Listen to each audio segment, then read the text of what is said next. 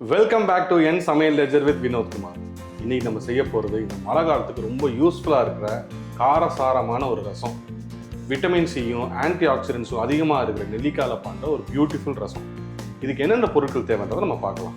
4லேருந்து 5 பெரிய நெல்லிக்காய், தக்காளி 1, மிளகு 1 டேபிள் ஸ்பூன், ஜீரகம் 1 டேபிள் ஸ்பூன், 2 பச்சை மிளகா, பூண்டு 5லேருந்து 6 பல்லு, திப்பிலி 2லேருந்து 3, கொத்தமல்லி, மஞ்சத்தூள், கருவேப்பிலை, 1 கப்பு துவரம்பருப்பு நல்லா பாயில் பண்ணி மேஷ் பண்ணது, கடுகு 1 டேபிள் ஸ்பூன், நெய். நம்ம சொன்ன பொருட்களில் மிளகு, ஜீரகம், பூண்டு, திப்பிலி இதை கோர்ஸாக அரைச்சி வச்சுக்கணும்.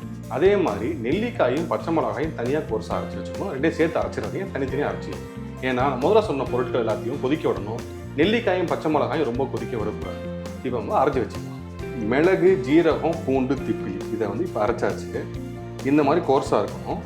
அதே மாதிரி நெல்லிக்காயையும் பச்சை மிளகாயும் அரைச்சாச்சு. அதுவுமே இந்த அளவுக்கு கோர்ஸாக இருக்கணும். ரொம்ப நைஸாக அரைச்சிடாதீங்க, நல்லா இருக்காது. இப்போ அடுப்பில் தேவையான தண்ணியை ஊற்றிக்கலாம். ரசம் எவ்வளோ வைக்கணுமோ அந்தளவுக்கு தண்ணி வாங்க.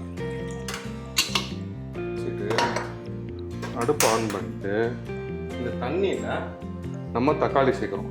இந்த ரசத்துக்கு புளி கிடையாது, வெறும் தக்காளி தான். இந்த தக்காளி புளிப்பே போதும்.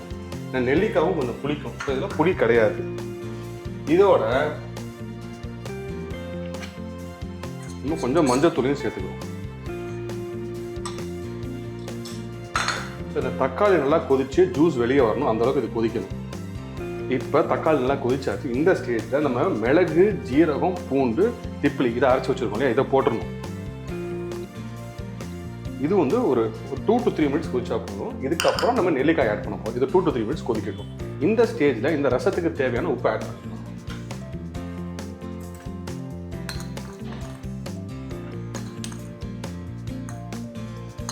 ஒரு 2 to 3 மினிட்ஸ் இது கொதிச்சிருச்சு. இப்போ நம்ம நெல்லிக்காயை ஆட் பண்ண போகிறோம்.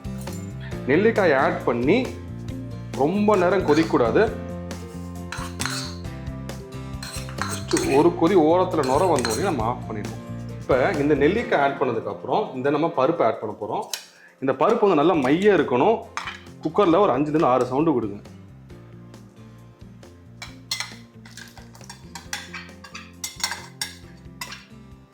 இது இப்போ ரொம்ப கொதி வரக்கூடாது. ஜஸ்ட் ஒரு கொதி வந்தால் போதும். ஓரத்தில் நுர தள்ளும். அப்போ நம்ம எதை கேஸ் ஆஃப் பண்ணிடணும்.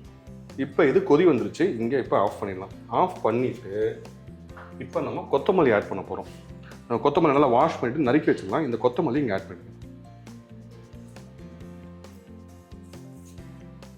இப்போ இந்த ரசம் ரெடி.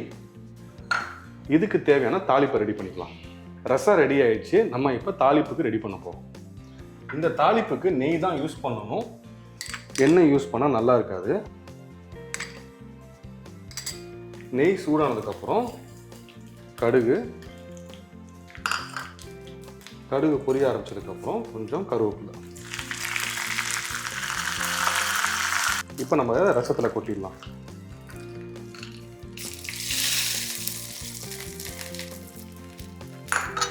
சுவையான நெல்லிக்காய் ரசம் ரெடி. இதில் ஒரு விஷயம் நீங்கள் ஞாபகம் வச்சுக்கணும், இதை உடனே சாப்பிட்றணும். ஸ்டோர் பண்ணி வச்சு சாப்பிட்றாதீங்க. கொஞ்சம் நேரம் ஆச்சுன்னா நெல்லிக்காய் கசப்பு கொடுத்துரும், ரசம் கசக்க ஆரம்பிச்சிடும். இதை கண்டிப்பாக நீங்கள் செஞ்சு பார்த்துட்டு எப்படி இருக்குன்றதை கமெண்ட் பண்ணுங்கள்.